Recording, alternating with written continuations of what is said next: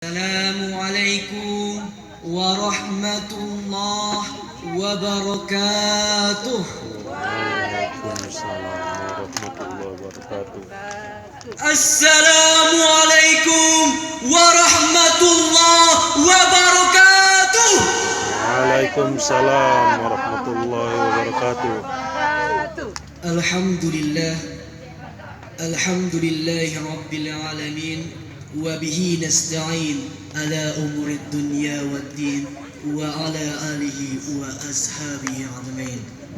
Allahumma salli ala Sayyidina Muhammad wa ala ali Sayyidina Muhammad. Di bawah langit kelabu, atas nama Tuhan yang menciptakanku, yang dipanggil dengan berbagai nama, yang disembah dengan berbagai macam cara, atas nama ibu yang melahirkanku, aku berdiri di sini dengan tegap setegap-tegapnya, bukan sebagai guru, bukan sebagai ulama, bukan sebagai pengacara yang berbicara dengan retorika lebih, tapi aku berdiri di sini mewakili kota Padang Sidimpuan sebagai penyambung lidah rakyat untuk menyampaikan pesan alam. Saudara-saudaraku sekalian, pernahkah kita ketahui bahwa bumi kita, bumi Indonesia, ibarat tanah surga yang terhampar di persada Nusantara. Flora dan fauna berlimpah ruah dari Sabang sampai Merauke. Mulai dari komodo yang menjadi kebanggaan Indonesia, harimau Sumatera, cendrawasih di Papua, bahkan Rafflesia arnoldi, yaitu bunga terbesar di dunia yang menjadi pesona alam Indonesia. Hamparan pegunungan hijau yang menjulang tinggi, sungai yang mengalir jernih seolah membelah-belah pulau-pulaunya. Hal ini semua menjadi bukti bahwa Indonesia adalah tanah surga. Ini semua bahkan Multatuli menegaskan dalam bukunya. Max Havelaar menuangkan dalam goresan tinta yang menyebut bahwa Indonesia ibarat jamrut khatulistiwa. Namun saudara-saudaraku sekalian, kita tidak perlu berbangga dan bertepuk dada dalam mereka kita. Kenapa? Karena limpahan karunia dari Yang Maha Kuasa seolah menjadi malapetaka bagi kita, alam dan rakyatnya.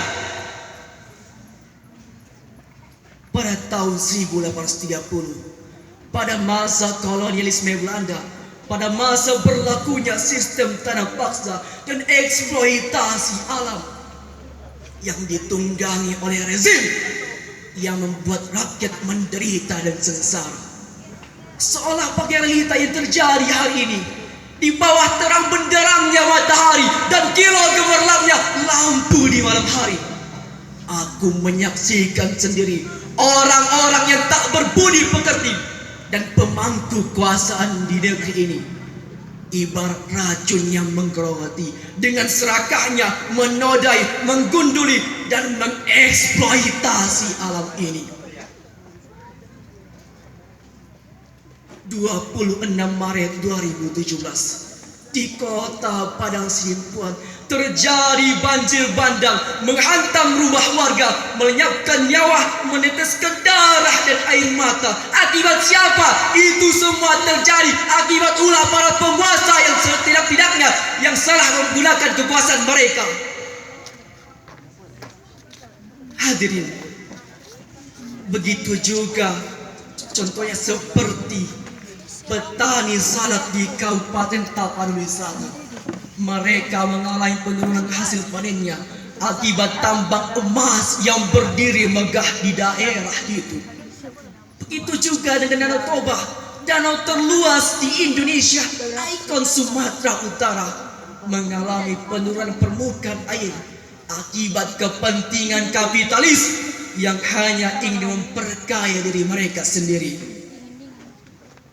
Oleh karena itu, saudara-saudaraku sekalian, jikalau mereka berkata tidak serakah, maka dengan tegas hari ini saya katakan mereka bohong, mereka bom, mereka bom.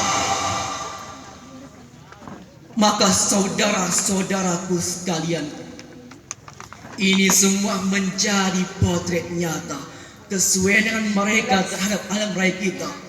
Lalu saudara-saudaraku, di mana kita? Kemana kau dan aku? Mungkin kita sudah lupa pada cita-cita leluhur kita yang senada dengan hasil kata bumi di Rio de Janeiro, Brazil, yang memunculkan kalimat yang sangat berkesan bahwa bumi ini bukan diwariskan oleh nenek moyang kita, tetapi adalah titipan dari anak cucu kita. Maka saudara-saudaraku sekalian, apakah kita harus menunggu pohon terakhir ditebang? Apakah kita harus menunggu matahari terakhir berhenti mengalir baru kita mengerti bahwa uang tidak bisa dimakan dan diminum? Maka saudara-saudaraku sekalian, pernahkah terbayang olehmu jika kelak anak cucu kita hanya bisa mendengar indahnya Danau Toba, kerasnya auman harimau Sumatera, rasa sidimpan yang begitu kaya rasa hanya menjadi cerita dongeng pengantar tidur semata. 2 menit. Maka perlu kita sadari bahwa bumi ini merupakan warisan oleh yang diturunkan dari anak cucu kita. Saudara-saudaraku sekalian, di era ini dibutuhkan pemuda-pemudi yang peduli serta kalian semua yang ada sini untuk mengobarkan api semangat dan membentangkan sayap lebar untuk melestarikan alam. Perubahan harus diwujudkan. Kita harus bersatu dengan alam dan alam harus diselamatkan. Cintai alam dan sayangi lingkungan, karena alam memiliki arti yang sangat besar dan dapat dikatakan menentukan kehidupan manusia. Mari kita katakan tidak pada eksploitasi dan kita jadikan negeri ini menjadi negeri yang peduli pada satwa dan alam hayati. Maka saya berdiri di sini dengan tegas menegaskan, jika ada 10.000 orang yang memperjuangkan alam, maka pastikan aku satu di antaranya. Jika ada 100 orang yang memperjuangkan alam, maka pastikan aku satu di antaranya. Dan jika hanya ada 1 orang yang memperjuangkan alam, maka pastikan, maka saksikan, maka pastikan dan saksikan, itulah aku, lestari alamku. Wassalamualaikum warahmatullahi wabarakatuh.